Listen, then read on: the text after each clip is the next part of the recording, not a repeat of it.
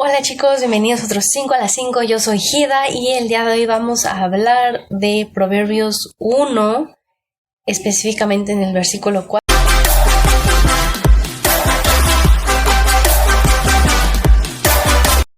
Y Proverbios 1 nos habla de del propósito de los proverbios y dice, pero vamos a comenzar desde el 1. Dice: los proverbios de Salomón, hijo de David, rey de Israel, para aprender sabiduría e instrucción, para discernir dichos profundos, para recibir instrucción en sabia conducta, justicia, juicio y equidad. Y en el 4 dice: para dar a los simples prudencia y a los jóvenes conocimiento y discreción. Entonces, en el versículo 4 nos habla que este propósito de los proverbios de dar prudencia a los simples, y con simples se refiere a los ingenuos, que son personas que se engañan fácilmente. Y en el libro de Proverbios generalmente se refiere a los simples, refiriéndose a los jóvenes, y esto es algo importante que debemos de reconocer nosotros como jóvenes, que nuestro mayor obstáculo es la arrogancia y el orgullo. Reconocer, porque muchas veces como jóvenes creemos que lo sabemos todo, ¿no? Pero no es así. Debemos reconocer la gran necesidad que tenemos de la sabiduría de Dios, y no lo de la sabiduría del mundo, sino de estar aprendiendo a los pies de Cristo, porque Él es el único que nos salva, y siendo salvos, Él es el único que puede guiarnos en nuestra forma de vivir, en nuestra vida, en esta vida llena de maldad. Entonces, quizás algunos podrán decir: no, pues es que yo no puedo ser sabio, yo no puedo crecer en sabiduría, pero eso no es así, eso no es cierto. Porque pues no depende de nosotros, depende de Dios, quien es infinitamente sabio, infinitamente poderoso. Lo que a nosotros nos corresponde es humillarnos ante Dios, humillarnos ante su palabra, estar estudiándola. Y otro punto es seguir el consejo de los sabios en nuestra vida. ¿Y quiénes son los sabios en nuestra vida?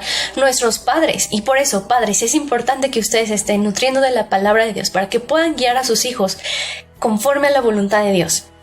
Entonces, también debemos seguir el consejo de nuestros pastores, porque también son personas que se están nutriendo de la palabra de Dios. Entonces, concluyendo con esto, debemos de estar estudiando la palabra, estar en oración y estar en la iglesia, que es donde vamos a recibir consejos conforme a la palabra de Dios.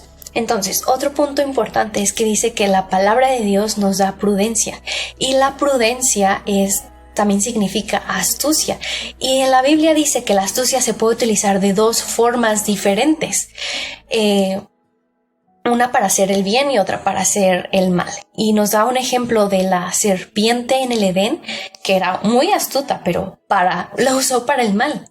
Y nosotros, esa sabiduría que Dios nos da, la sabiduría que Dios nos dé, la debemos de utilizar conforme a la palabra de Dios, conforme a su voluntad, en un temor a Dios, en reverencia a Dios, para glorificar su nombre y para beneficio de los demás. Y el Señor Jesús nos da un ejemplo de esto déjenlo encuentro, en Mateo 10:16, que dice: mirad, yo os envío como ovejas en medio de lobos, por tanto ser astutos como las serpientes, inocentes como las palomas. Y en 1 Corintios 14:20 Pablo dice algo parecido, dice: hermanos, no seáis niños en la manera de pensar, debemos ser maduros, más bien ser niños en la malicia, pero en la manera de pensar ser maduros. Muchas veces como jóvenes nos creemos sabios conforme al conocimiento de la maldad de este mundo, pero no lo somos. Debemos de guardar nuestra inocencia, debemos de alejarnos de aquellas cosas que nos alejan de Dios, que nos corrompen, en la televisión, en la música que escuchamos, incluso en las conversaciones que tenemos con nuestros amigos. No es necesario de verdad conocer todo eso. Debemos de guardar nuestra inocencia y ser maduros en el conocimiento de Dios, en la palabra de Dios, en su verdad.